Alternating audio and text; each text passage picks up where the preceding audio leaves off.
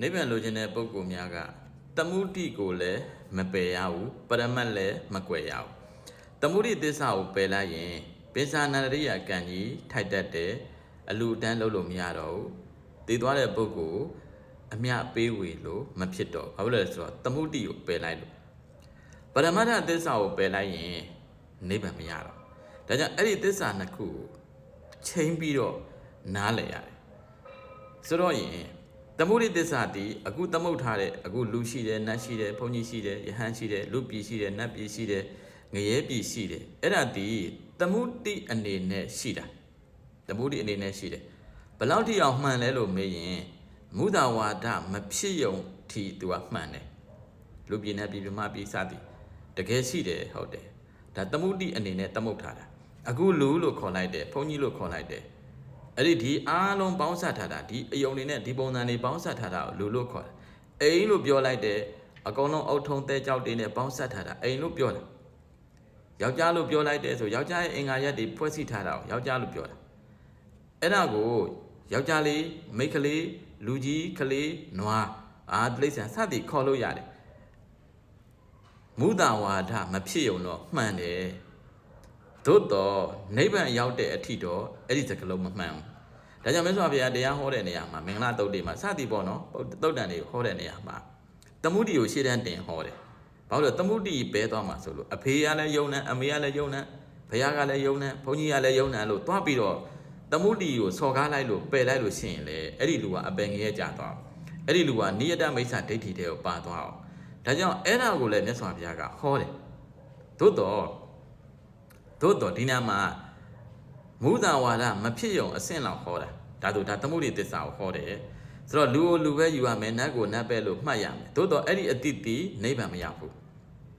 လူကိုလူမဟုတ်ဘူးလို့သွားစော်ကားလို့မရဘူးလောကဥပဒေရှိတယ်ဗုဒ္ဓဥပဒေရှိတယ်ဒါဆိုလူကိုလူနတ်ကိုနတ်သတ်မှတ်လို့ရတယ်ခေါ်လို့ရတယ်သမုဒိအနေနဲ့ပရမတ္ထအနေနဲ့ကြတော့တဆင့်မြင့်သွားပြီပရမတ္ထသစ္စာအနေနဲ့ကြတော့လူလည်းမဟုတ်တော့ဘူးနတ်လည်းမဟုတ်တော့ဘူးဘုန်းကြီးလည်းမဟုတ်တော့ဘူးယဟန်ဘုန်းကြီးလည်းမဟုတ်တော့ဘူးဖျားနဲ့တန်ခါလည်းမဟုတ်တော့ဘာလဲလို့မေးရင်ယုံနံလို့ပြောလိုက်တာဒါလည်းမဟုတ်တော့ဘူးသမီးလည်းမဟုတ်တော့ဘူးအားလုံးကယုံနံပဲလို့ပြောလိုက်တာပရမတ္ထသစ္စာယုံနံပဲပရမတ္ထသစ္စာယုံနံပဲရှိတယ်လို့ပြောလိုက်တယ်အဲ့ဒါဘာကြောင့်အဲ့ဒါကိုဟောရလာတယ်လို့မေးရင်ဆွဲလန်းတဲ့တဏှာရာဂစိတ်ကိုရော့အောင်လို့ဟောလိုက်တာငါတို့ဘာယောက်ျားမိန်းမပုဂ္ဂိုလ်တ attva မရှိပါဘူးကွာအားလုံးကယုံနံမှာပဲဆွဲလန်းတဲ့စိတ်တွေရော့သွားအားလုံးကယုံနံပဲဆိုတော့ယုတ်ကလည်းမင်းအလိုမလိုက်ဘူးနာလည်းမင်းအလိုမလိုက်တဲ့အတွက်ဒိဋ္ဌိပါရော့သွားတာယုံနံပဲလို့ဟောလိုက်တဲ့အတွက်မသိတဲ့အဝိဇ္ဇာလည်းပါလေးရော့သွားတယ်ယုံနံပဲလို့ဟောလိုက်တဲ့အတွက်ဆွဲလန်းမှုလည်းရော့သွားတယ်သားသေးလို့သမီးသေးလို့လင်သေးလို့စီးပွားဒုက္ခရောက်လို့အဲ့ဒါတွေကယုံနံပဲလို့ဘုရားကဟောလိုက်တာတဆင့်မြင့်သွားတာအခုနေ့ကတော့နာမည်တက်ထားတာသမုဒိသစ္စာအခုအဲ့ဒီနာမည်တက်ထားတဲ့အရာအလုံးဟာသမုဒိထဲမှာပဲမှန်ပါတယ်ပရမတ္ထသစ္စာအနေနဲ့ကြည့်လိုက်ရင်အကုန်မှားပါတယ်လို့ပြန်ပြီးတော့နောက်တစ်ဆင့်မြင့်ပြီးတော့ဟောလိုက်တာမို့လို့ပရမတ္ထသစ္စာဒါဆိုရင်သမုဒိသစ္စာဒီပရမတ္ထသစ္စာအနေနဲ့ကြည့်ရင်မှားနေပြီဒါဆိုအခုနောက်တစ်ခုကအရိယသစ္စာကြတော့ तू ကနိဗ္ဗာန်လမ်းကိုပို့တော့မှာနိဗ္ဗာန်လမ်းကိုပို့တဲ့အခါကျတော့အခုကမင်းတို့သမုတ်ထားတဲ့အရာအလုံးဟာသမုဒိသစ္စာပဲအခုလူတွေနတ်တွေယမတွေကသမုဒိသစ္စာအဲ့ဒါကိုထိုးထွင်းပြီးတော့ကြီးလိုက်တဲ့အခါမှာယုံနံပဲရှိပါတယ်လို့ခေါ်လိုက်တော့ပရမတ္ထသစ္စာနယ်ကိုရောက်သွားတာဒါနိဗ္ဗာန်ကိုသွားမဲ့ပုဂ္ဂိုလ်အပင်ငယ်ရဲ့အဘိပိုင်လုံးမဲ့ပုဂ္ဂိုလ်အဲ့ဒီပရမတ္ထသစ္စာဒီယုတ်တိနံတွေဟာဒုက္ခပါပဲလို့ဟောလိုက်တာဒါကြောင့်ကုသလအနာဝဆာဒုက္ခဝိပါကလက္ခဏာဘုရားထပ်ဟောတယ်ကုသိုလ်လို့ရင်မင်းတို့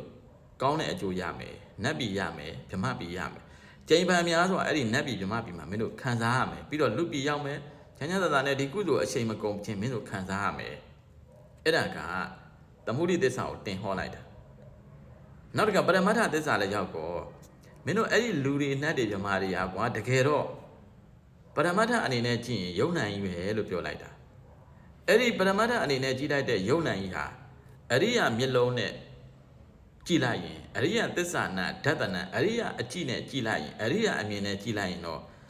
လူပြည်ရောနတ်ပြည်ရောဗြဟ္မပြည်ရောအကုန်လုံးဟာ ဒုက္ခသစ္စာပဲလို့ပိတ်ပြီးတော့ပြန်ပြီးတော့ဟောလိုက်တော့အဲ့လိုဟောလိုက်တဲ့အခါကျတော့ဩလူရလဲဒုက္ခသစ္စာနတ်ရလဲဒုက္ခသစ္စာလူပြည်မှာနေရလဲဒုက္ခသစ္စာနတ်ပြည်ရောက်ကြောင်းကိုလူပြည်ကလှုပ်လဲနတ်ပြည်ရောက်ရင်ဒုက္ခသစ္စာဗြဟ္မပြည်ရောက်လဲဒုက္ခသစ္စာဆိုတော့ခန္ဓာကိုဒုက္ခသစ္စာယုံ nant ကိုဒုက္ခသစ္စာလို့ तू အစိတ်ကိုမြင်သွားတာဒုက္ခသစ္စာလို့မြင်သွားတာမြင်သွားတော့အခုကဒီယုံ nant ဒီဒုက္ခသစ္စာလို့ပိုင်းခြားပြီးတော့သိလိုက်တဲ့အတွက်ယုံ nant အောင်ဒုက္ခသစ္စာလို့သိရင်အခုကပထမဆုံးအခြေခံအဆင့်ဖြောတဲ့နတ်တွေဗြဟ္မာတွေဆိုတာသမုတ်ထားတဲ့အရာမလို့မလို့ခြင်းတော့ရှင်းသွားပြီညဗြဟ္မာဆိုတာယုံ nant အဲ့ဒီယုံ nant ဆိုတာဒုက္ခသစ္စာဆိုတော့သစ္စာသမုဒိသစ္စာရဲ့ပရမတ္ထသစ္စာရဲ့အရိယသစ္စာရဲ့၃ချက်ကိုအဆင့်အဆင့်ဟောသွားလိုက်တာဉာဏ်တင်ဟောတယ်လို့ပြောရမယ်အဲ့ဒါကိုအဲ့ဒီလိုဟောလိုက်တော့ဒါကြီးကဒုက္ခသစ္စာလို့သိလိုက်တော့ဒုက္ခသစ္စာလို့သိတဲ့ဉာဏ်ကဉာဏ်ဖြစ်သွားတာမလို့မက္ခသစ္စာဆိုလူလည်းဒုက္ခသစ္စာနတ်လည်းဒုက္ခသစ္စာအဲ့ဒါကိုလိုချင်နေတာကသမုဒိယသစ္စာဆိုတော့ဒုက္ခသစ္စာကိုရတာသမုဒိယသစ္စာအကြောင်းလို့တခါအရိယသစ္စာမှာထွက်သွားတယ်တလုံးတိုးသွားတယ်အဲ့ဒီသမုဒိယသစ္စာကြောင့်မင်းတို့အခုလုပ်တဲ့ကုသိုလ်အခုလုပ်တဲ့ဒါနသီလတည်လိုချင်သောတဏှာနဲ့ငါလုပ်တဲ့ဆိုတဲ့ဒိဋ္ဌိနဲ့ဒုက္ခမှမသိတဲ့အဝိဇ္ဇာနဲ့လှုပ်လိုက်တဲ့ပေါင်းလိုက်တဲ့ကိလေသာမှန်သမျှသမုဒိယသစ္စာပါလို့သိလိုက်တော့သမုဒိယသစ္စာတွေသိလိုက်တော့ဒီသမုဒိယသစ္စာတွေဒုက္ခပဲထပ်ပြီးမှပဲနတ်ပြည်လည်းနတ်ဒုက္ခလူပြည်လည်းလူဒုက္ခမြမပြည်လည်းမြမဒုက္ခအိုနာတိဒုက္ခကြီးပါနေတယ်လို့ပိုင်မဲ့နိုင်သိလိုက်တော့သိတာမက္ခသစ္စာဖြစ်သွားတာဒါဆိုအဲ့ဒီအတိခံရတဲ့ရမယ်တရားတွေအကုန်လုံးချုပ်သွားတာကនិရောဓသစ္စာဖြစ်သွားတာသေသွားတဲ့ကိလေသာတွေကသမုဒိယသစ္စာဖြစ်သွားတာအဲ့ဒါကိုဒုက္ခသစ္စာလို့သိတယ်ဒုက္ခသစ္စာလို့သိတယ်ဒုက္ခသစ္စာလို့သိတဲ့အတွက်ဒီဘက်ကသစ္စာဉာဏ်နဲ့ဝင်သွားတာဒုက္ခသစ္စာဘယ်ဒုက္ခသစ္စာလူဖြစ်ဖြစ်နတ်ဖြစ်ဖြစ်ဒုက္ခသစ္စာမှန်တဲ့၍အိုနာသေးရမယ်အိုနာသေးရရင်နှိမ့်ဆက်မှာပဲလို့သိတာကကိစ္စဉာဏ်နဲ့ဝင်သွားဒီလိုနှိမ့်ဆက်တဲ့ခန္ဓာမျိုးဘယ်တော့မှမလို့ကျင်တော့ပါဘူးဆိုတော့និရောဓသစ္စာလဲဆိုင်ကတ္တဉာဏ်လဲဝင်ဆိုတော့သစ္စာဉာဏ်ကိစ္စဉာဏ်ကတ္တဉာဏ်ဓမ္မစကြာဟောတဲ့တရားတွေလဲဘောင်ဝင်သွားတယ်သမုဒိသစ္စာပရမတ္ထသစ္စာအရိယသစ္စာလို့ပြောတဲ့သစ္စာ၃ချက်ထဲလဲတန်းဝင်သွားတာဒါဆိုပရမသမုဒိသစ္စာ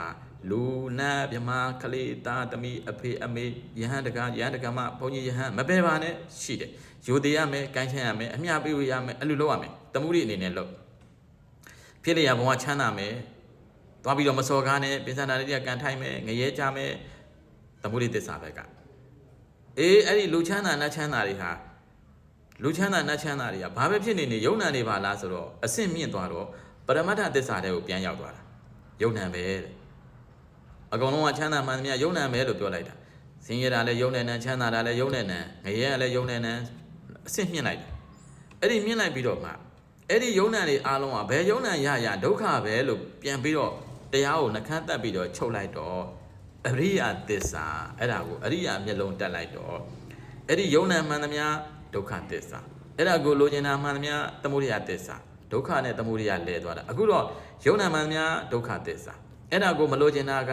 သမုဒိယသစ္စာပယ်လိုက်တာအဲ့ဒါတွေမရတဲ့နေရာကនិရောဓသစ္စာဒုက္ခသစ္စာလို့ဆုံးဖြတ်နေတာကမက္ခသစ္စာသစ္စာလေးချက်လဲကြိုက်တယ်သမုဒိသစ္စာ